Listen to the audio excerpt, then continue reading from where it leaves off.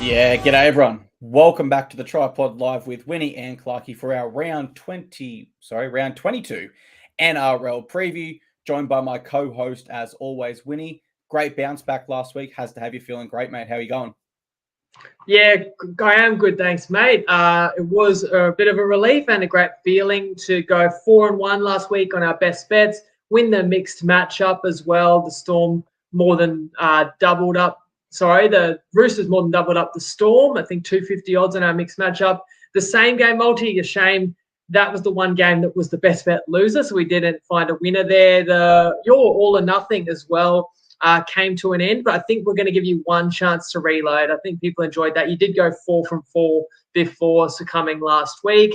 And just overall, we're kind of at that home stretch of the season now, aren't we? And I feel like, the minor premiership, that's up for grabs. Even if you don't get that, you want to be top 2 to be home for that first qualifying final. The top 4 is all important as always. Top 6 to be home for an elimination final. Top 8, it's all up for grabs, which makes every game just about really exciting.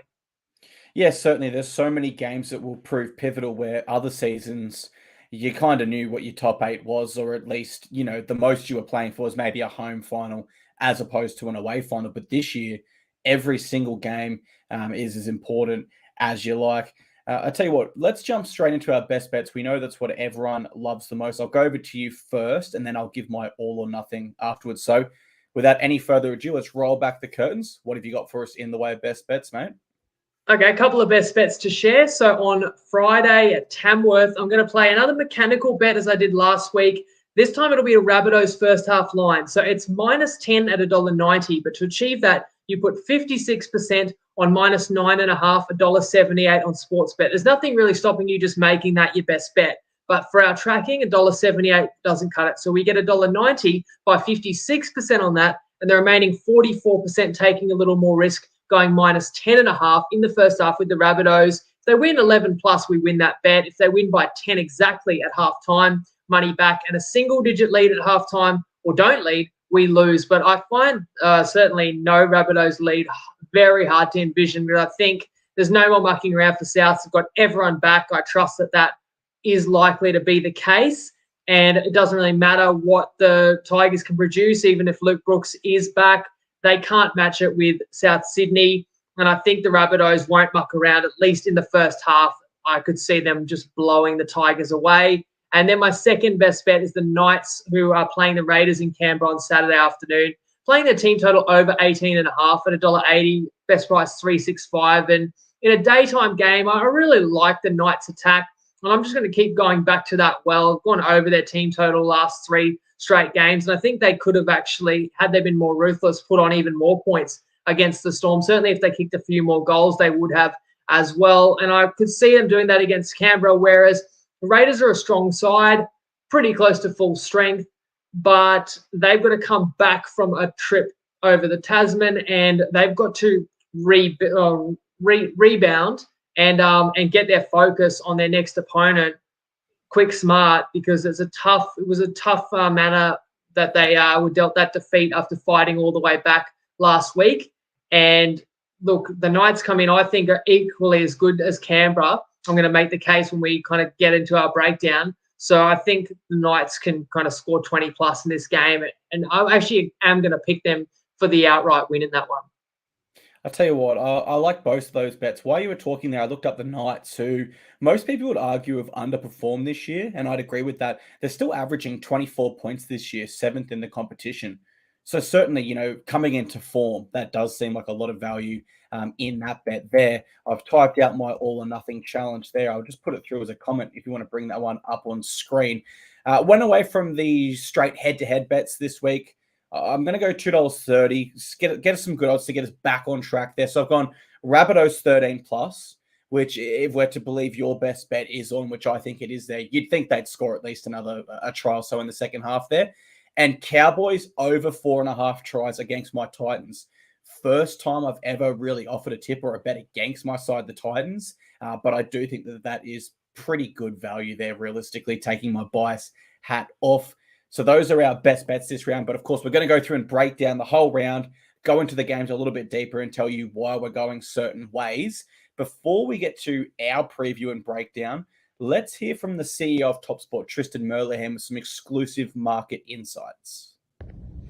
G'day everyone, Tristan Merlehan here from TopSport, and we're getting close to the finals. There's a few teams that have started to potentially drop out of contention, and that's seen a couple of games where there look like some lopsided results on the offering. We'll see how this weekend turns out.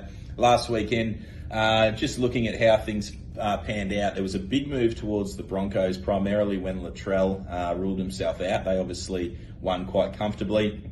And then the other game was the biggest move of the weekend was by far and away the Cowboys against the Eels, where that line moved from 3.5 out to 7.5 there. It looked like the Cowboys were going to cover very, very comfortably for a long time. The Eels scored a few late tries, but the punters still got the money there, and that was by far and away our worst result of the weekend. The best result from our end was the Knights against the Storm, where the Knights looked in a lot of trouble when they were down 2 early tries, but those sin bins, they have a massive impact on games these days, and the Knights did really, really well to bounce back and win that match and put themselves back in with a sniff of making the finals, which I don't think their fans would have expected a while back. We've got some interesting games coming up this weekend. We've got a few more lopsided ones where the Bunnies are over 20.5 point favourites against the Tigers, and then of course the Panthers. The Sharks are really falling in the heat. There's a big line in that one. The biggest move we've seen so far this weekend has actually been the Eels against the Storm, and that's gone from 7.5 into a flat 6. All the other games have been reasonably solid, so we'll see where the money ends up as we get closer to the jump. Good luck if you're having a wager on the weekend, and of course gamble responsibly. And we do have a few lines this week that don't include the 0.5. They're bang on 6, for example, that Storm game. So maybe for our listeners that might be a newish to punting, that's money back, is it? That's right. We call that a push, where if it lands exactly on that number, then the plus or the minus is like a no result. You get your stake back. Perfect. Thank you for clearing that up there. Let's jump into our specific preview. We kick it off at the Gabba Thursday night, 7:50 p.m. The line is set at -8.5 in the Broncos' favour. Xavier Willison comes in as Pia Cura is out unavailable. Jesse Arthurs is unavailable. So Dean Mariner, comes in on the wing there. Thomas Flegler also returns from injury. For the Chooks, Victor Radley is back at lock. Now, Roosters did find some good form last week, Winnie, but can you see them backing that up against the informed Broncos? They'll have to keep their season alive. Brisbane was full of beans on the sunny coast last weekend, and I think Walsh returning had a big part of that. And now you get Flegler, another Origin star, back, but that's timely with Tapau being out. As for the Roosters, it sort of didn't really matter about personnel last week because they met such a flat Titans side, so it probably didn't hurt. They could rest Victor, and I believe he does need to pass a fitness test, but he would be a big inclusion if he can start at lock in this one. I feel like they'll need it. At least the Roosters are off a win. You know, sometimes that winning feeling can just be what you need to turn things around, and it keeps their season alive, although I would suggest it's on life support. They don't need too much motivation, do they, really? Like a trip to play Brisbane in Brisbane, albeit it's not Suncorp, it's the Gabba. You know it's going to be a big game Thursday night. I wonder if Roosters' experience of having the SCG as their home ground can be any slight benefit. This is an AFL, cricket oval, and probably even firmer footing than Suncorp. The Roosters will need to muster every available edge they can if they're going to pull the upset in this one. Look, I don't want to go against Brisbane. They're just rolling right now, and we've seen that they can extend leads too on teams if they get on top. And I also think this is the kind of game where if it gets out of reach, I don't trust the Roosters to get back into it because we've seen they can't always chase points when they need them. However, if the Roosters could get a good start, maybe, whether it can be anything, a bounce of a ball, a moment of brilliance, a referee call, something that one or two things that keep you in the game. If the Roosters are in the game, then I could see them fighting tooth and nail all the way to the end because I still can't look past the likes of Teddy, Swali'i, Manu, Brandon Smith's back a couple of weeks now, Lindsay Collins and Radley. This isn't your typical second hosting 12th. There's a little bit more chance of an upset, but I've got kind of forces in each direction for me. How do you see this one? I'm going to tip Broncos. I think Roosters were great last week, but as a Titans fan, looking into that one a little bit more deeply, I think they met a Titans side that was really down on energy and mental sharpness after 3 really tough losses in a row. And so for the Roosters, realistically, this was the first time since like round 5 this year where I've finished a Roosters game and gone, that was impressive. Whereas in previous seasons, I was saying that on almost, every performance they had. For the Broncos, complete opposite. They've done nothing but impress me this year. So just based on consistency, I do have to tip the Broncos. The Roosters aren't a horrible bet at +8.5 because there is an element of desperation attached to this game for them. They are only 2 points outside of the 8, but they still would need a lot of results to go their way. I expect a close one in this one, and they actually have won 5 of their past 6 against the Broncos, but they haven't played this year, and all of those wins were last year's Broncos and before, where we do know they're a different gravy this year. So I'm going to tip the Broncos here to get the job done. But if you are going the way of the Roosters, I certainly don't think it's a horrible underdog bet. Next, we are at Scully Park in Tamworth for the Tigers v Rabbitohs. It's Friday, 6 p.m, and the line is set at -20.5 in the Rabbitohs' favour. For the Tigers, they welcome back Sean Bloor, Charlie Staines, and Luke Brooks. For the Rabbitohs, they welcome back Jed Cartwright, Jacob Host, and of course, Latrell Mitchell. Now, I think I know who you're tipping here, Winnie, but do you think they can cover that 20-plus point line? The last time these two sides met, it was a 20-0 victory, so just falling short. And in that one, it was 8-0 with like less than 10 minutes to go. So it's actually very low scoring and very tight. This one, I think, will be less so. I do expect the Rabbitohs will cover. My best bet is the halftime line. That's just what I believe might be the better way to execute a play on South Sydney, but I believe the value still lies with them. I guess it's pretty rare you get a team that's outside the 8 at this point in the competition, yet would be such a big favourite. But Souths are not your typical 9th place side. And look, I do expect Latrell plays in this one for a change, as opposed to like the last few weeks and what we were led to believe a week ago. Even if he didn't play, I wouldn't panic. I'd still feel like pretty comfortable that the Rabbitohs will win this, easily, because it's must win and they're just completely superior to the Tigers. If I've got a hesitation, I wonder if the Bunnies have a grander plan, which involves basically at this point winning 5 straight games, their final 5 games. And they know that they could, in all likelihood, still grab the top 4 spot if they do that, which we both agree that they still have a massive chance to do. Whether that just means there's a component of let's just do enough to win here, let's just make sure we win this. Do they pull the whip towards the end? Does someone like Latrell come off precautionary with 20 to go? Cam Murray, maybe I'm overthinking it. Souths are also a team that when they're on a roll can be quite ruthless, can run in a lot of tries against you. So the Tigers will need to turn up here in Tamworth, or I could actually see the Souths putting on a massive score. But knowing that West have fought back late in some games too, that was my reasoning for liking the first half line in this one. Yeah, you mentioned them fighting back. It hasn't always been in the second half, but it mostly has. At stages, the Tigers have really exploded and look like a quality football side. And while we were waiting to go live, I was actually, by chance, doing a deep dive comparing this season to last season stats-wise. They've actually improved in almost every single area. But just coming into the back end of the season, I wonder where their motivation is at. They're probably looking at a second wooden spoon. I just said then they have improved everywhere statistically, and it's still not happening for them. So I have to go Rabbitohs here, particularly with Latrell back. I actually don't think they'll lose another game this season. I think this is the line in the sand moment for Rabbitohs. And I go back to, I can't remember exactly which rounds it was, Winnie, but they beat the Panthers, Broncos, and Storm in 3 consecutive weeks. And prior to around that, 8 to 11. It was in around there, I think. And the key difference between this Rabbitohs side and that one is they were full strength then, and they did have a loss or two the week before. I think this is another line in the sand moment for them where they say, hey, we are a top 4 side when we're on. Latrell's back. Everyone's going to be confident. I think this is a game where they really run over the Tigers and everyone just wants a piece of the action. And so I wouldn't hesitate to be putting multis on here with all different outside back try scorers at all. They are currently outside of the 8 as well. So motivation definitely high for the Bunnies. The last time they played them this year, I mentioned it was a 20-0 win. It was a fairly easy game. It was a low-scoring one, but they were never really troubled.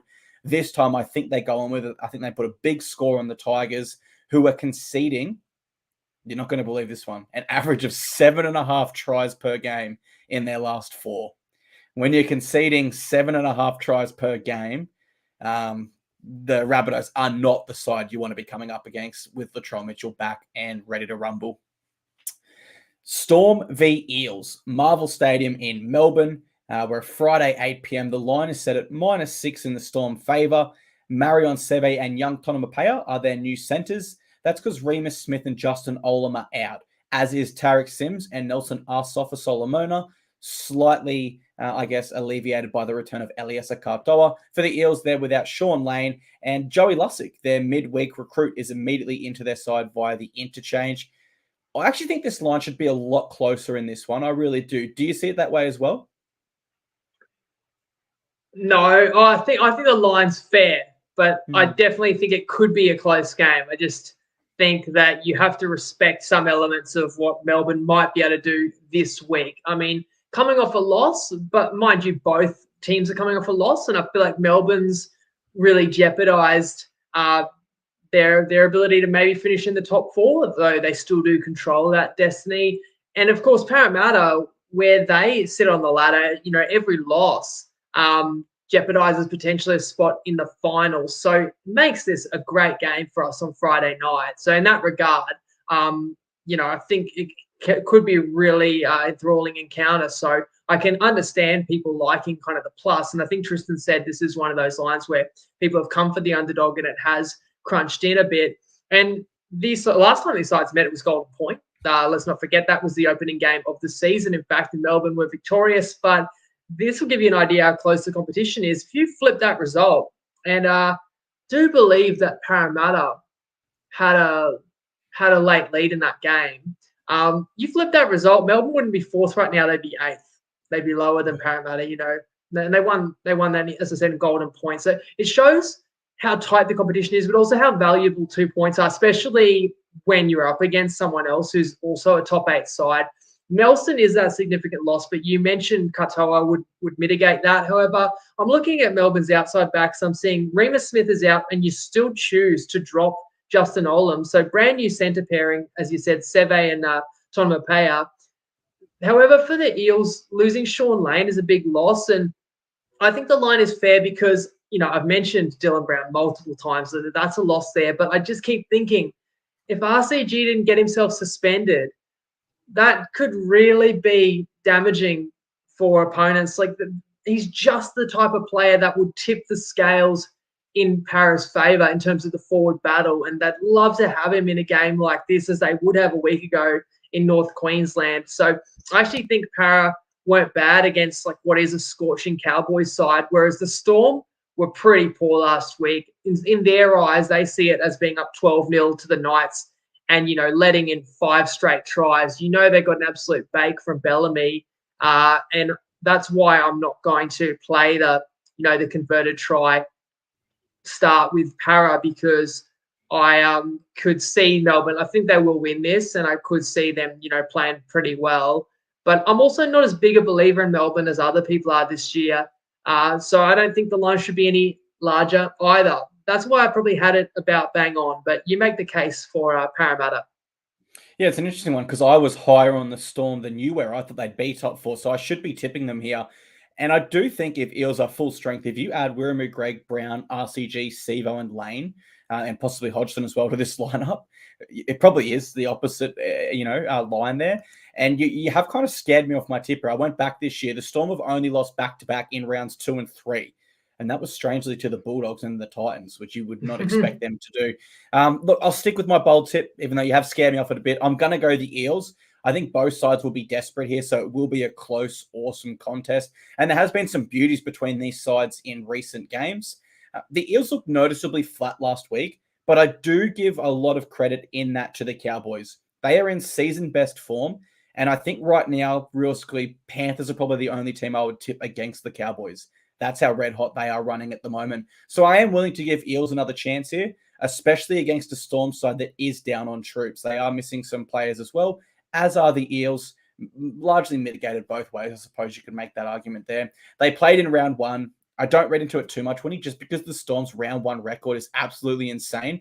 And ultimately, the Storm have won 6 of their last 7 against the Eels, and 3 of 4 of those were in Melbourne.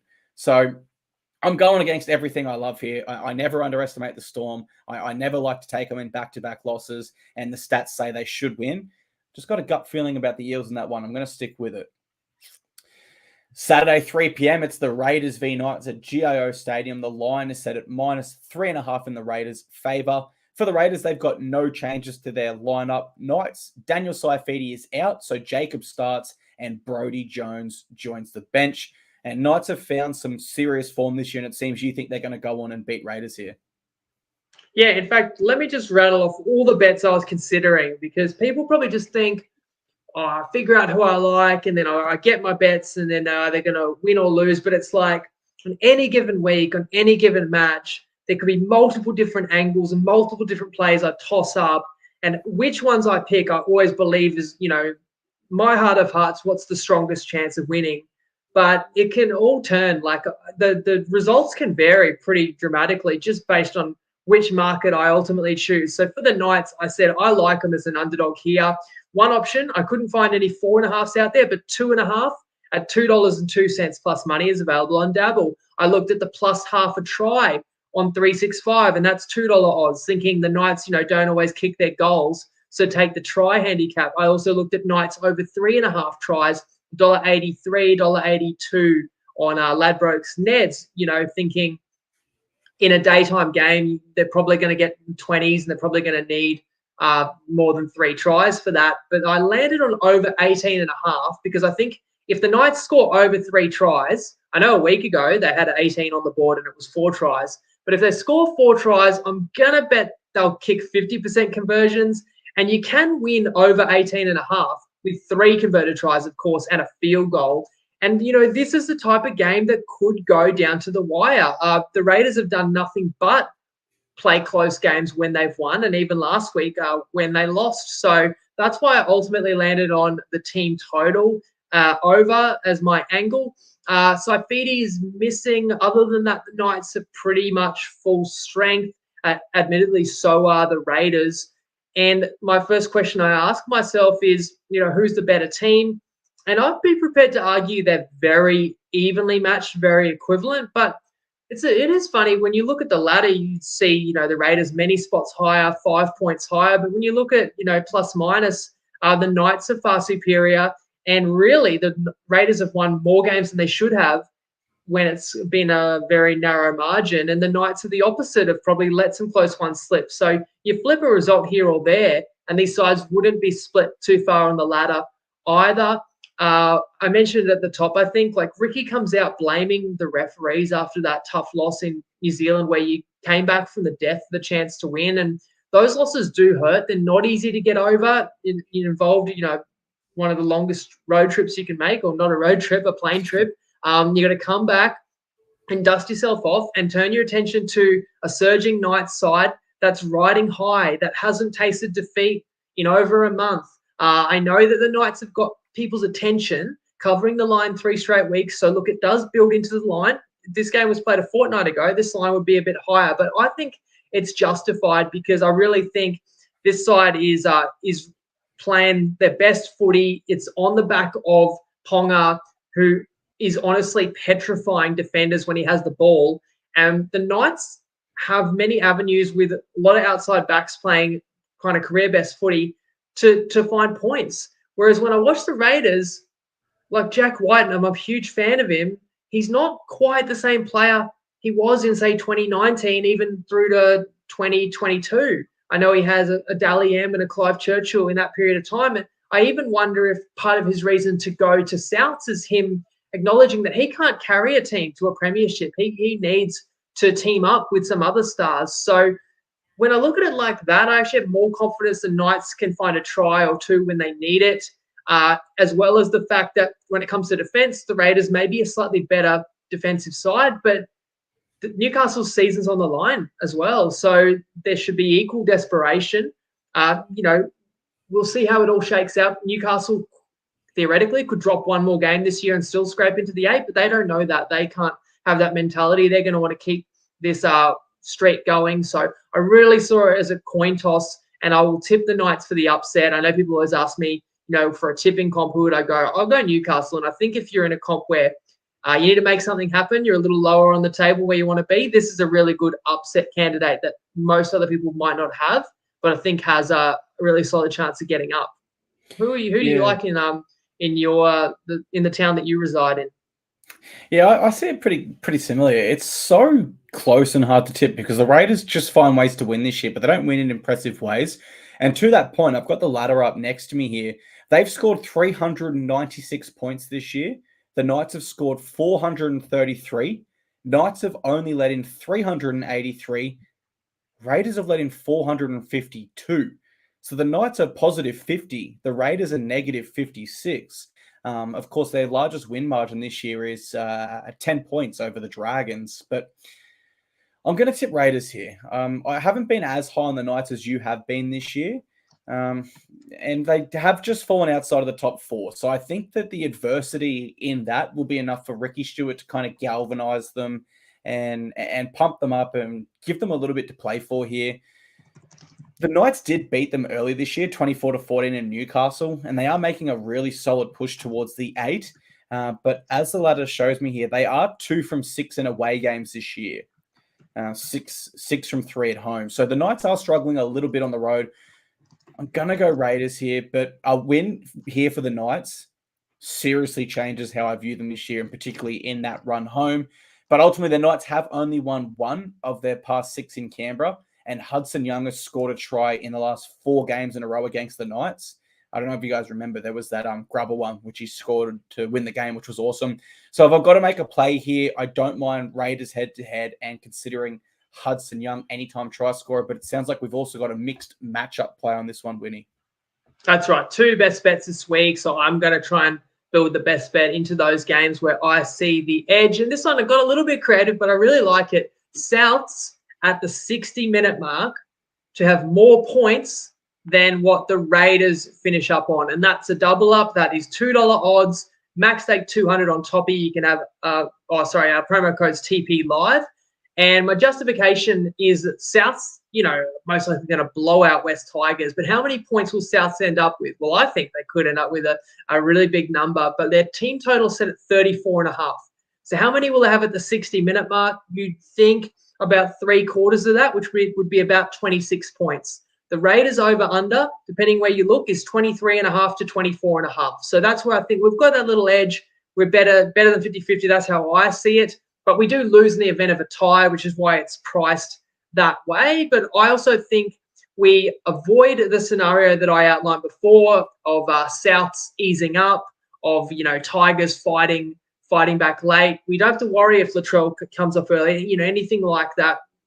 Take our Panthers is a good example, a team where the line was in the 20s, even the 30s, and then just kind of put the whip away late, right? So we avoid that. We hopefully just get a South side that comes out gangbusters first half and then cements it and puts it beyond doubt to begin the second half and puts plenty on the board.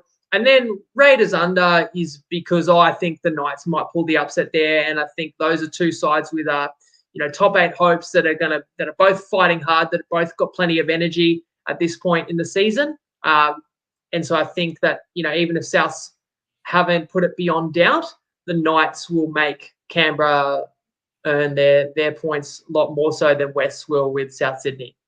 That's another brilliant mixed matchup. While we're on bets here, have you picked out a game this week for our better same game multi yet, or no preference as of yet? I will look at was thinking it's either going to be the Storm Eels game, which is typically what we do for Friday night. So I could do that. Although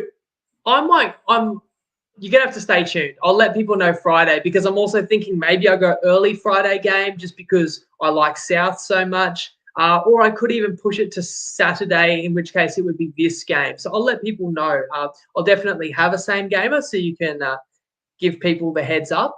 But we'll say TBA.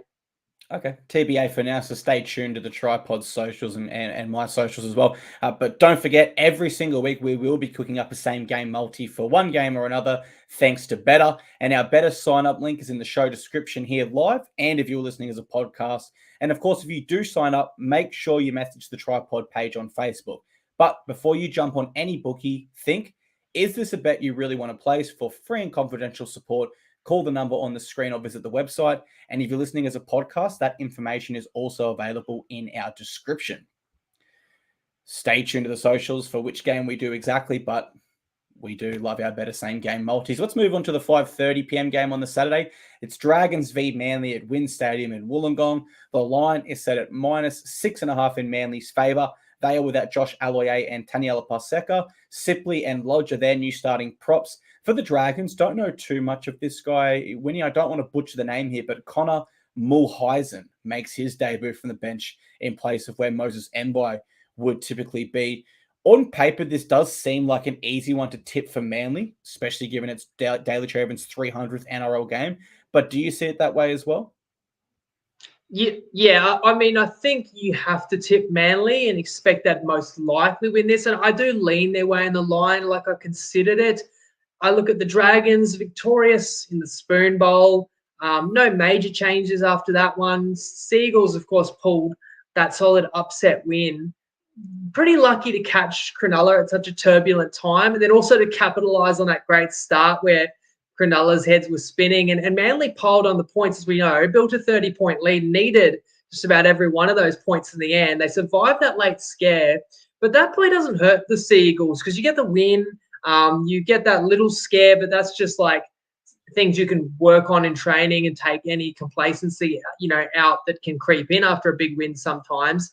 Had Cronulla completed that comeback against the Seagulls, it'd be a very different story. Manly, they might be shot right now. They might be mentally cooked. But as it stands, they're another side that kind of controls their own destiny in terms of making the 8. I think if Manly was to win out, they'd get into the finals when they'd probably been written off by many a few weeks ago, including myself. Then, of course, you have the man who once spurned your Titans. I'm sure you've never quite forgotten that, Clarkey. But he's celebrating his 300th games, and what a career DC has had. A premiership early in his career. Obviously has played at every level, has won a Clive Churchill as well. Captains that club for many years and has even captained his state for several years now too. I wonder if Ricky Stewart was Manly's coach. Would he be resting DCE here so that he can have that 300 at Brookie?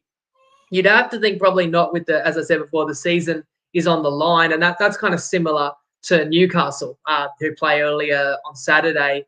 They're only actually 1 point outside the 8. And isn't it funny because Manly and Newcastle had a draw. That result looms large. Both of them had their big chances to win that one. Like, someone's going to really regret that final result because I know Newcastle and Manly are not both going to get into the 8, so one of them will rue that one.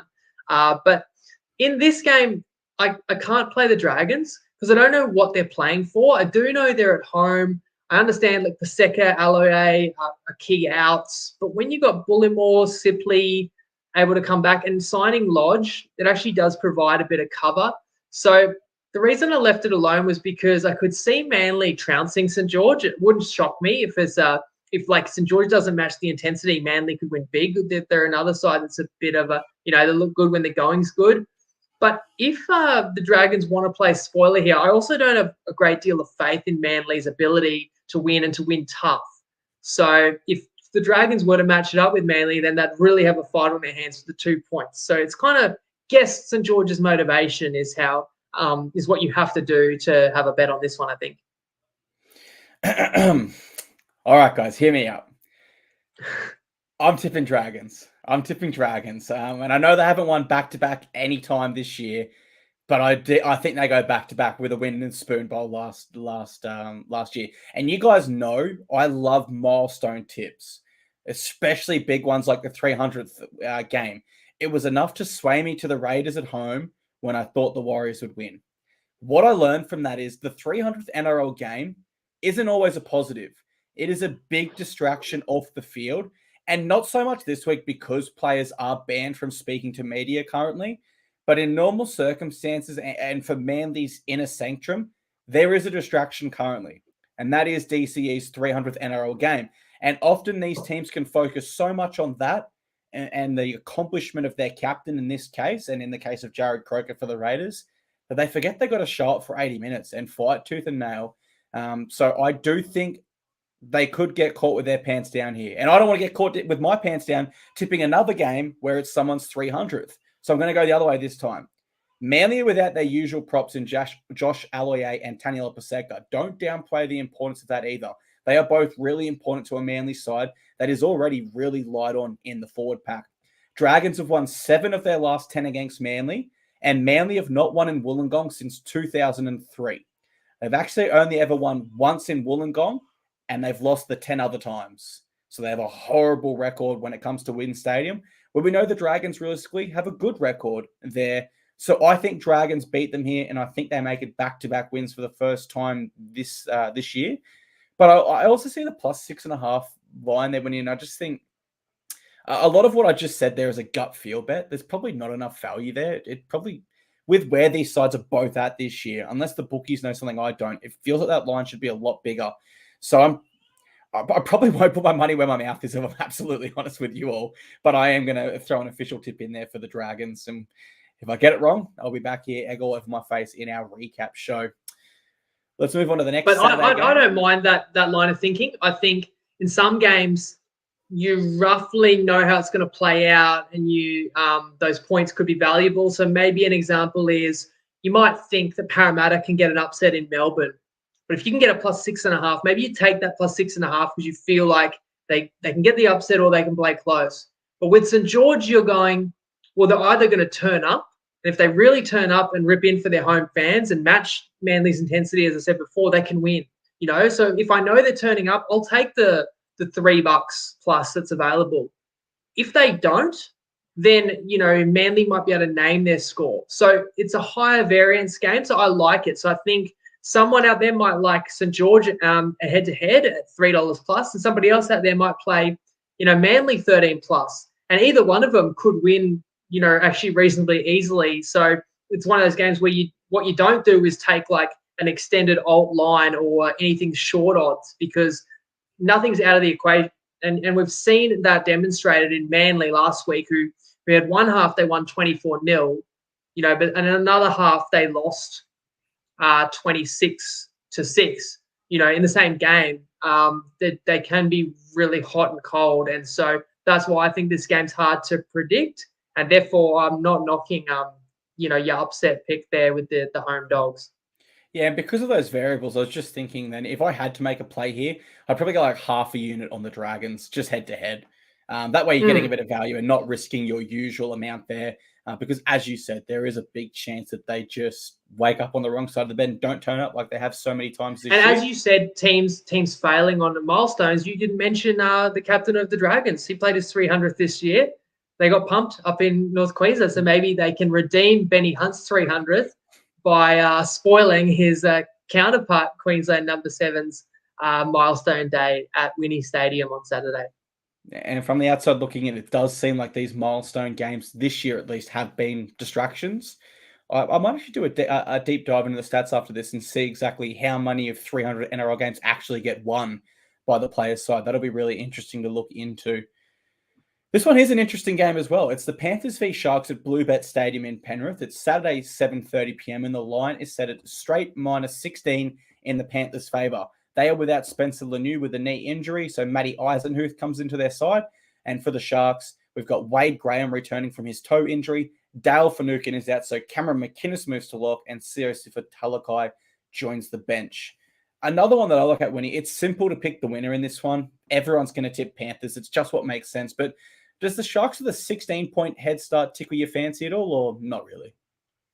There's reasons for it. While I jump into this game where we know who's most likely going to win, I think you've been fact-checked there, mate. So you shared a stat. I'll get you to go back to your notes and maybe double-check it. Because Bobby says Para has won 5 of the last 7 against the Storm. And I heard you say something that was basically the opposite. You may have got your wires crossed, or it's possible you were quoting a Parramatta record in Melbourne. And what I'm thinking is, when we consider COVID-affected seasons, maybe that includes some results from quite a few years ago, because I also can recall Para beating Melbourne multiple times in the last few years. So you can confirm that stat. I'll move on to you got it right now, or you want to double check? I've got it here. Yep. So I was wrong. Storm have won 6 of their past 7 games in Melbourne, but it is the Eels who have won 4 of their last 5 against the Storm. So I mixed that up in my notes. And when you consider these sides have met multiple times in Queensland, in the last neutral venue games. So you're right. It depends kind of how you look at it, because we do know that Parramatta I believe Para even beat Melbourne in Melbourne and Golden Point last year. But I know you said they've played a lot of close games. That's certainly true. So thanks. That's the beauty of being live again. We can tidy up that stat shared there. As for Panthers Sharks, look, we've said it, and everybody agrees with the fact that Penrith are primed to win 3 comps in a row. You really won't. I know we've got some staunch Broncos fans in the chat, but you won't hear many people say anyone else should be favourites for the comp at this point in the season. It doesn't mean they will win 3 comps in a row, because no matter what happens, you have to win 3 finals games and anything can happen. But I guess what I'm saying is it couldn't have shaken out much better for Penrith at this point in the season. And you look at a year ago, remember Nathan Cleary got that, was it like a 5-game suspension for a really bad tackle on Moses? And arguably it was a positive for Penrith because it just kept him fresh for the finals. And this year he's had a hamstring, and it's like it's never going to be ideal. But you've had your superstar on ice. You've still rested all your rep players, not once but twice after Origins. Just feels like Penrith's been in total cruise control. And even this week, a game that on the schedule would have looked like a tough test, it could actually be a routine win because of the tailspin the Sharks are in. And look, Cronulla played horrible for 1.5 games in New Zealand and then hosting Manly. They did come back with a massive second half effort last week, as we know, but it was ultimately for nothing. So how does Cronulla respond here? As for the 16 points, you're right, it's a big line, and Cronulla still has a solid side in my eyes. Finucane's out, but I don't think he's as big a loss as what he, used to be. He's well beyond his prime. And then don't forget Penrith without Lenu. Tango was a late withdrawal last week, not playing this week. Those are bigger losses. I still believe Fitzy is a top coach who's going to be there for a long time. So there are reasons why I didn't consider the minus at all. It was just a matter of, would you be brave enough to take Cronulla in this one? But I won't, because what I do have a sense of is that Penrith's at that point in the season where they might not need to win every week, but they actually, now they're kind of through the rep period, they've got the core back together, they want to start revving up.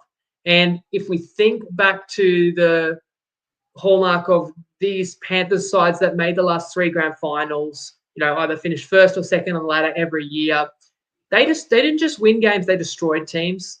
And I'm not betting against them right now if I don't have to. I think when I look at that line, I'd probably be more inclined to take Sharkies plus 16 than I would Panthers minus. But I do have to tip Panthers here, of course. They've won 33 of their last 36 at home. Sharks are in a really tough spot at the moment, but I'm not going to write them off completely in this one. I don't think they'll win, but I do think they can keep it nice and close there. And I do rate them a lot higher still than a lot of people do. I had so many follower takes this week that they're gone. They're the team out of the 8. And I did do my NRL ladder predictor, and I actually did have them finishing in 8th, which surprised me because I did think they might drop out myself. I've double-checked it. I still think they're going to play finals this year. I wouldn't be shocked to see Fitzy galvanise this side based on the external noise and pressure at the moment.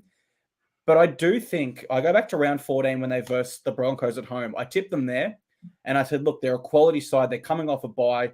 They're going to beat a top 8 side eventually. Why not at that stage the first place Broncos? Didn't happen. Next week, I gave them another chance. They went down to Melbourne and versed the Storm there and lost 54-10. And I tipped them to win that one outright as well. And so I do wonder, is third time a charm here for Fitzy when it comes to galvanising his side under pressure and coming up trumps against these big sides? I think if it was any top 4 side but the Panthers, I would go against my gut feeling and give them a third chance. But you've got to be a 10 out of 10 to beat the Panthers on any day. And I don't think the Sharks will be that at Panthers home stadium. So I will leave this one alone. But if I did have to make a play, it is plus for the Sharkies. They've got to turn up eventually, right? I just don't know if this is the one. And they are leaving it pretty late, to be honest. It has been over 5 years since the Sharks have won in Penrith. And Penrith have won 5 of their last 6 against the Sharks. It is also Scott Sorensen's 100th NRL game. And I think the Panthers are a club that does milestones pretty well. I think back to Nathan Cleary last round in his 150th. They do milestones pretty well at the club. They make a big deal out of it. It's great community there, and they do turn up for their milestone players. So to no one's shock, I will tip Panthers here. I don't really have another play with those lines there, Winnie. Sunday afternoon footy, it's Bulldogs v Dolphins at Salter Oval in Bundaberg. The line is set at -3.5 in the Finns' favour. They welcome Hamiso Tabuai-Fidow back to fullback. Cody Nicarima moves to 5'8", and Jeremy Marshall-King is a huge inclusion for them. For the Bulldogs, speaking of huge inclusions, Kickout, Addo-Carr, Preston, Burns, and Sexton all make their returns. Tough one to tip on paper here, Winnie. Hammer is back to his preferred position of fullback. Is that enough for you to tip your own side here? That's among the reasons why I would tip the Dolphins, especially you got no faith in how the Dogs can defend. So you kind of feel like Hammer could have a bit of a field day, a daytime condition. We talk about these neutral venues where you take the game to the country to a crowd that who doesn't get regular NRL. They tend to be a bit of a showcase. So you can certainly see the Dolphins turning it on and giving them a lot to play for in this one. And we've discussed the Finns, lack of depth. So coming off a bye is such a benefit. And Marshall King was so classy earlier this year when he was able to play consistently. I know that there's been many games he's been named and then didn't play. That's always that risk. But I feel like he probably is playing here because Harrison Graham's done quite well, been serviceable at 9. So you wouldn't play Marshall King at this point unless he was good to go. As for the Dogs, they didn't get a bye last week. In fact, they got the toughest task you can be dealt in the competition. They had to play at Penrith and on Sunday, so the shortest turnaround as well. But what is in the Dogs' favour is all the things you mentioned. So all those key players who are back, plus, of course, Reid Marnie. They said he was sick last week. He played off the bench. He played like just in the middle. Clearly wasn't right, where now he's starting at 9, so you could kind of count that as yet another inclusion. And I actually think on paper, the Dogs are the stronger side. So that is where it gets tricky in terms of picking this one. You've got, a side that's been quite scrutinised, people saying that they're not any better under Serraldo, meant to be a defensive coach, yet they've got like the worst defence in the comp, certainly in recent weeks. Players' spots for next year maybe are up for grabs or under the microscope. So there's kind of maybe some reasons why the Dogs could rebound here. I wouldn't back them. I wouldn't be confident, but I just wouldn't be shocked if, the Dogs, boosted by those reinforcements, could win this one. It really just comes down to, are they hungry? Are these guys that haven't played for a little while, like Kickout and Addo-Carr, they're 100% fit? Are they definitely going to play? Particularly Addo-Carr, Kickout, they were named in the reserves last week, so at least makes logical sense. They should be right to go this week, and they are named to start unless Serraldo's playing games. But are you really going to play games with your lineup at this point in the season? Just enough to keep me off my Finns. But I do think they'll win, and I would lean their way with the short line. Yeah, Reid Marnie is back this week, but is dealing with lower back pain, which is something you're obviously familiar with, carrying this show every single week. No, but this should be a close one. I think the line reflects that. I do think Dolphins deserve to be favourites, but I'm not convinced that Doggies are out of this one completely, just for the massive returns and the positives they have this week. It's a side that's really struggled recently, and when we go talking huge names like Kickout, Addo-Carr returning, someone like Toby Sexton is an underrated inclusion. They looked a lot better with him there than they have with other halfbacks, so that is a big one as well. Dolphins have had a tough last 3 weeks as well. They had the Broncos, the Panthers in that stretch, and the Titans as well. And they were all sort of tight games where the Finns did have, for a lot of the game, a competitive go there. So when I looked at this, I thought they probably are due a week off. That's 3 tough games in a row. Dogs have a lot of inclusions, but then I saw that the Finns were coming off the bye. So I think that is enough to sort of mitigate that and cancel that factor out. So for that reason, I'm going to tip Dolphins here, just because they haven't really had too many letdown games this year, or letdown efforts, where you get to the 80 minutes and you go, well, they didn't show up today. And unfortunately for the Bulldogs, you can't really say the same. They have had a few bludgers this year where they didn't really get off the bus. So have to tip the Dolphins with that in mind. The fact they're coming off the bye does help me give that tip as well. Opinions are split in the comments. A twist of fate, coin flip, but he's going Dolphins with a shrug. Jay Ace not tipping this one, been burned too many times by the Finns. Booney, Doggies take this one out. Sorry, Winnie. Burrow, sort of a home game and off the bye. Finns -3.5 is such a great bet. Logan, Dogs lineup looking scary. I'm saying Dogs to win. Ryan, I think this will be very close. Dogs or pass. Colt, I like the over 49.5. So, yeah, make a case for either team for sure, which is what when we love hearing who people are on and their reasoning behind it, as always. Yeah, definitely. There's a live show, and I've got all the comments to the right of me as they roll in. ICM, I know you've got the same, and we do appreciate you guys getting involved with the show. As we move on to our final game for the round, it's Titans v Cowboys at Cbus Super Stadium, Sunday 4 p.m., and the line is set at -8.5 in the Cowboys' favour. They are without Jeremiah Nanai, but they do welcome Jermaine Tanoa Brown and Sam McIntyre onto their bench. For the Titans, Joe Stimson starts, Cleese Haas returns to the bench. Now, I'll be honest, Winnie, I can't tip my own team in this one, so I don't expect you to either. How much have you got the Cowboys winning by here? Yeah, hard to say. Could be 10 plus, but just wonder in this. I'll get to a couple of reasons why you could still cling on to some hope for your Titans. On one hand, they looked basically dead. I mean, 36-0 last week against the Roosters. I've suggested for a few weeks that it's really all about next season now for the Titans, other than the fact they don't want to fall off so badly that either of their best two players would second guess staying at the club next year. So that's still important. It is also still too early to give up and just start thinking about Bali. There's still, 5-6 games to go this year, and the Gold Coast are at home. There's got to be a certain degree of pride.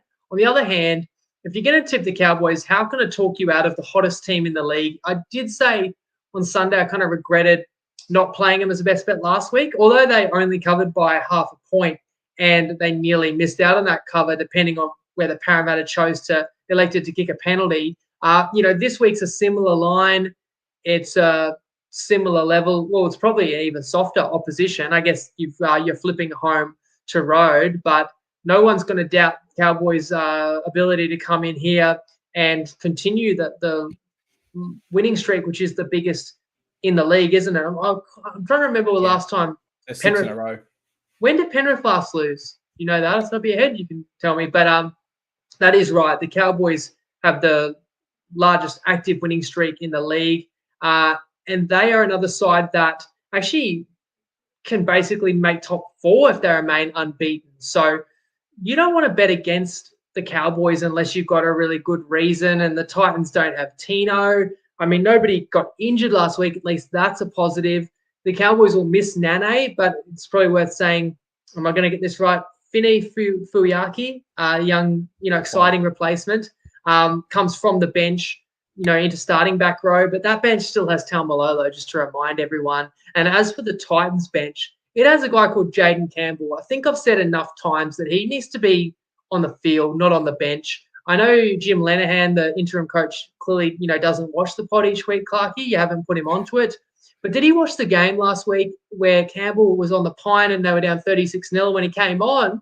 The Titans actually won the game 18-0. And I'm not saying it's all about JC, but it's not nothing either. So I hope for your boys' sake there's a better plan and that Campbell will be on the field while the game is still a contest. I could only play the Cowboys. I do lean to the Cowboys at a single-digit line, but it's a pretty obvious side to bet. It's the final game of the round. Everyone's going to be on the Cowboys. Just doesn't always work out for the punters in situations like this. And I do think back to a Sunday afternoon game a few weeks ago where I thought the Titans were going to get pumped and Tino didn't play. And what they do, they went and beat Brisbane at Suncorp. So that's an experience your boys are going to need to draw upon to be any chance in this one. Yeah, we had that upset against the Broncos and also round 3 against the Storm when they were coming off a loss to the Bulldogs at home. But just to be completely transparent here, I don't see a path to victory here for the Titans. When you look at these two sides on paper and recent form, particularly in that last month, it's really tough, even as a staunch Titans fan, to come up with ways that we should win. And I did break this one down a lot more in detail on my Titans podcast. And even there, where I'm speaking directly to a Titans fan base, it was tough to remain optimistic and really sell this game as a positive to our viewers. Here, people have their hard-earned invested and involved, so I can be brutally honest. I give us a 5% chance here. Cowboys currently are simply better than us in every single statistic area. Their effort looks better, and everything that doesn't show up in the stats, they look better in as well. Jason Taumalolo from the bench. That is big problems.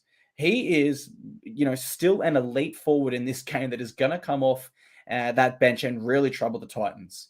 You think when the Titans have struggled this year, it's at about that 30-minute mark when they concede a late try, go into halftime, lose momentum, and it all goes to crap from there. And Jason Tamalolo from the bench is the man to really either swing that momentum back in Cowboys' favor or just put this game to bed, in my opinion. I think our forward pack can match it with the Cowboys momentarily, but eventually you just have to acknowledge that a spine of Drinkwater and Dearden, Valentine Holmes out wide, these X-factor players are going to take over this game and put the Titans to bed. Titans average 35 misses per game and 20 ineffective tackles. Ineffective tackles being tackles where you just get them to the ground, but there's a quick play the ball. What does that tell me? Reece Robson's coming at a dummy half. He's getting the ball early to Dearden. He's flying it wide to Holmes.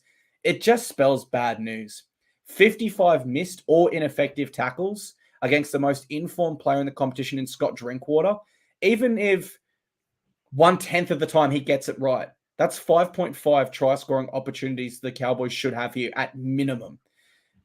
Holmes, great goal kicker. So the opportunity for the Cowboys to put a huge score on here, particularly in the second half, is there. And I think if you are going to offer a Titans tip, it's, in my case, blind optimism, or it's you've got a feeling they're going to spring an upset. It has to be that gut feeling because stats-wise, everything I just broke down there, Winnie, you got to go Cowboys by a big margin. If I had to give a play here, I don't mind that minus 8.5 for the Cowboys at all. I think it could be a much, much bigger final win for them than that, if I'm absolutely honest. And thanks for clarifying, of course, the reason the Cowboys have the longest win streak in the comp is that included the scalp of Penrith. And that didn't spring to my mind, partly because there were no Origin players playing that game. So it was Penrith's New South Wales Cup side just about. But I think, to be fair, the Cowboys didn't have like their best side on the park either. And that game was a crazy one that no one would probably forget. We won a same game multi that night, and it was Drinky scoring in like the 89th minute of, the final minute of golden points. So easily Penrith could be on the largest winning streak in the comp. But games like that have springboarded the Cowboys, and then they've mixed in some tight wins with some absolutely dominating wins as well. And we'll find out. Couple of comments saying, this could be the multi-killer game. I do feel like if the punters have some success this weekend, everyone's multi will ride into the Cowboys. And if that happens, the head-to-head's going to shrink and there's going to be a really juicy head-to-head available on the Titans and the line's going to increase. But whether anyone's brave enough to take it, even though I have voiced my hesitations about how the Cowboys line looks a little too good to be true. I don't know if I'm brave enough to back your boys either, Clarkey. But, hey, there's been some results this season that have shocked us. That's been a great year for that reason. So could this be one of those games that comes out of nowhere? It could be. I mean, you never truly know when it comes to the NRL. It's the most even statistical professional league in the entire world. But I do think Titans need a lot to go their way in this one. That is our round 22 NRL preview. Thank you to everyone here who is live with us and to those that are listening later as a podcast. We wish you all the best of luck with your bets this week, and we will see you Sunday, 6:15-ish p.m. following the final game, where I'll probably be very sad. But yeah, we'll see you then, and over to you, Winnie, to farewell the show. Thanks for joining us, guys. Good luck on the punt, whether you take our tips or your own. Always do it responsibly. And as always,